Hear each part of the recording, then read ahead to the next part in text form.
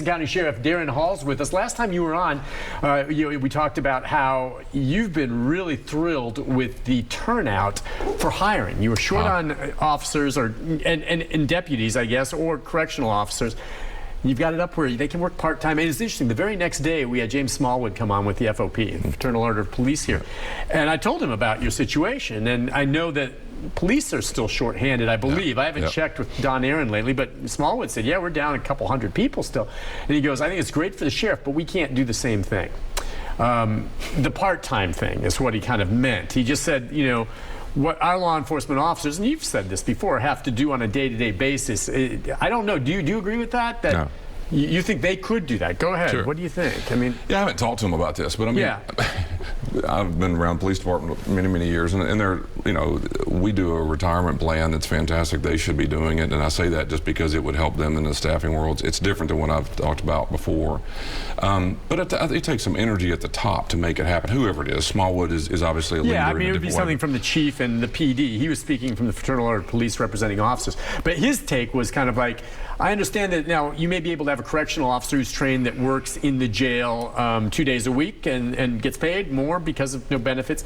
But he goes, I don't know that we could have a police officer who's working patrol 2 days a week. Now, that was his take. He goes, there's a certain degree of training, and there is a different amount of training being in the field dealing with arresting as opposed to, you know, and I'm not saying one's more important or harder than the other, as opposed to working in a jail. Yeah, so here's, and let me admit this first of all.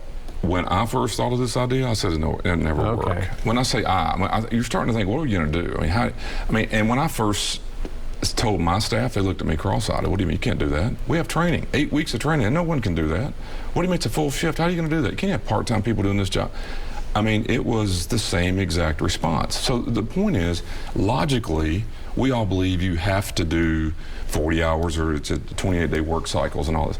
There is no reason in the world why that wouldn't work. It's just there's a different effort. Here's a good example. The police world will be a little more complicated because of vehicles. Okay. Right? Yep. No one says you have to take every vehicle to your house. I mean, we have a whole warrant division. We don't take our vehicles to our house. So that's a complicated. Training is, here's a great example. The civil service rule says that if you work more than 19 hours a week, you get benefits. Okay. Keep in mind what I'm doing is I'm taking the benefit cost. So if I have to pay your benefits, I'm not saving any money. 19 hours a week? 19 and a half. 19 and a half. All right, so but everyone for 30 years around here, me too, has run around here saying, if you work more than 19 and a half hours, you got to get benefits. Smallwood would probably think the same thing. The police department probably think the same thing. So did I. So did our whole agency. When you keep digging and pushing and digging, you figure out that no, it can't average more than 19 and a half over a year. Oh, so if you can work full-time, but you can't work full-time all year. Yeah, meaning you take weeks off. Right, so if you want to train them, train them. Yeah. But when they come out of training, over a year's time, it can't average more than 19 and a half hours. Have you shared kind of how you've had success with this with the chief at all? I don't know if they're looking at, because I know, and maybe they've picked up on some of their recruitment, but I know that they're shorthanded officers just like you were. I mean, I'm having lunch with him today. We do a monthly lunch thing. I'm just curious if, you know, maybe they're doing fine now. I don't think they are based on, I think everyone's still shorthanded. They are, and it's going to take a lot of work. I mean, we've talked, he and I have talked about other ideas, including using, I don't know if they're going to do this or not, but 2 or 3 months ago, using out-of-county people coming here and working, especially in downtown. That's exactly what we're doing, using people who aren't full-time here, helping you enforce the law, I think, in the downtown district because of the need. Then he might, this is what I understood, then he could move some of the officers he's got downtown out into the zones. Wait, what do you mean? Where would these officers come from? These are... If they're fully sworn police officers, they come here and work part-time. That's what I heard them talking about. I don't know if they're going to do it or not. Fully sworn police officers from where? From Dixon County. Oh, okay. So you're saying fully sworn police officers that maybe, but would they not be working full-time in Dixon County, as you use as an example, and right, they come here and get overtime? Dixon County's paying the benefits. And they pay the benefits. So you could say, listen, you're working 40 hours a week there with Dixon PD. Would you come work a day extra for us? Okay, so you need to talk to the police department. Okay. The police department's idea was they're so desperate to find people, we all were, to how are you going to fill these vacancies? What are you going to do? Right. I mean, what is the answer? You can't just keep doing the same thing. So thinking outside the box, my understanding was they were looking to see could they hire people. They do it at the football stadium every week, by the way. Most of those people are hired, have the authority to enforce the law, criminal law.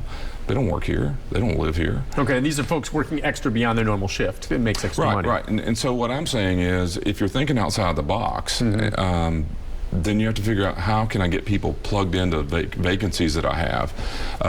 There's no reason in the world you couldn't use a part-time workforce. Even with the police department, right. then you no could see how it would work. There's no doubt about it. Now, it takes a lot of work. Okay. This isn't just a thought. I mean, we've worked hard and again, you have to plow the field. People were telling me it can't happen. Why can't it happen? Well, you got to have 19 hours a week. You can't train them. When you really dig deep in that, it's not 19 hours a week. It's 19 average over a full year. Over the period of time. And so, again, just to revisit this, you were real shorthanded, and we actually did a story with you several months back. And since then, how has it worked? So we have over 70 people today in that by definition, what we call a part-time officer, same thing we're talking about. So 70 people are plug-in vacancies all over our agency today. That if we didn't have them, we would either be running double shifts for people. Keep in mind, we're on 12-hour shifts. The law won't let me work you two 12s back to back. Okay. So if we hold you over tonight because we don't have a body next, we can only keep you 4 hours. The law won't let you work 24 hours straight. So that's a very difficult world, is when your vacancies are here, who's going to work that shift? And so unlike the police department that can run shorter, right? If they don't have a zone officer, I used to ride with police officers all the time. We have a zone in 32 tonight. Well, 33 and 31 kind of help keep an eye. If you have a call, I get you go in there. They can live that way. We can't live that way. Right. I got to have somebody working in the housing unit. Can't avoid it. So. So the difference is, so we have 69, 70 people who are part-time people filling vacancies all over our agency. What we're finding is kind of fascinating is we've had just a handful of full-time people say, hey, I'd rather go do that because I have daycare problems or school problems. Let me go work part-time instead of full-time. Great. We've had 11 people who came in as part-time say, wow, I'd rather have benefits and pensions, which they didn't think they wanted, and they're moving this direction. So we've got this kind of this transition back and forth. So the good news is we've got bodies. Yeah. And we're not seeing, and what I have a focus group. What does that mean? I get a group of people who live this every day. I sat around a table with them, I don't know, 2 or 3 weeks ago and said, okay, y'all came here as a part-time person. I want to ask you a few things. Did you get enough training? Yes. What was your background? How'd you come here? Why'd you come here? Who told you about it?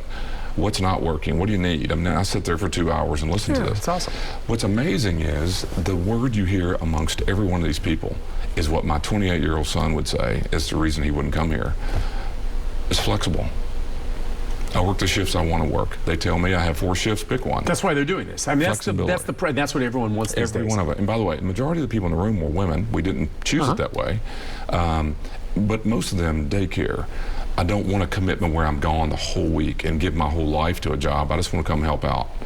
Did you get training enough? Do you feel safe? Yes. Are there any requirements, as someone's watching this maybe, I wonder about these people who have come in, women or otherwise, what kind of background, what kind of age demographic? Is there something that you have to have in your background to qualify? As you said, you'll provide some training for them, but does it matter how old you are? Does it matter if you're coming from, well, I was bartending and I'd like to do this? Background.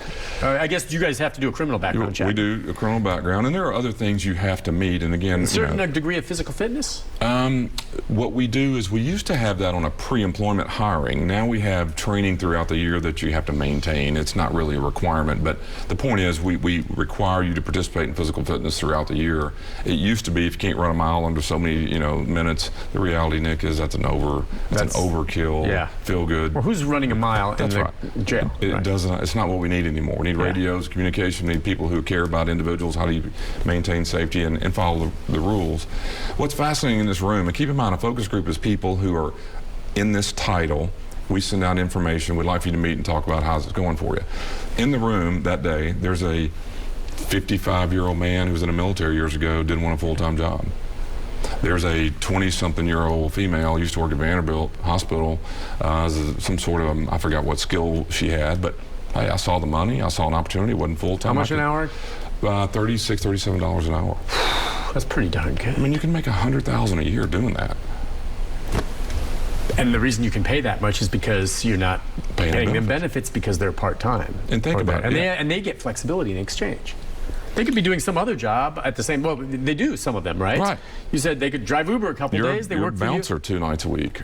Is the average then for them 2 or 3 days a week? What would you think? So we started off saying we want at least 2 shifts, meaning don't do one. But now that we've got so many people, we can let you do 1 shift. I thought we were going to say, well, if we get 30, 40 people doing this, we're going to say, I need you for 2 shifts and you for 2 shifts. Where we're headed, I think it's going to be an automated system where basically we have all these people who are eligible that are trained, ready to go.